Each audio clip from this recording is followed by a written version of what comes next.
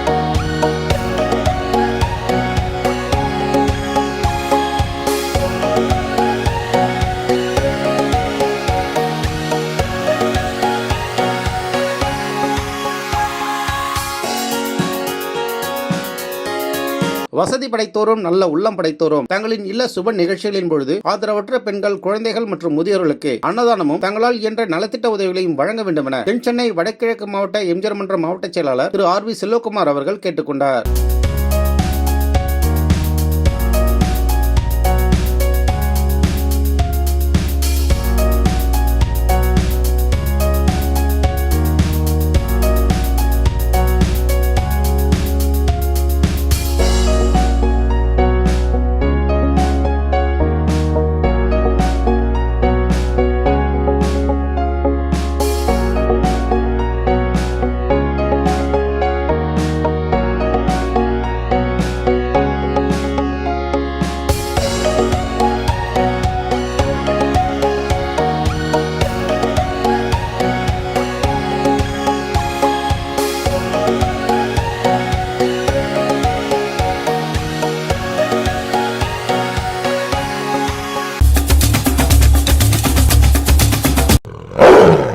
you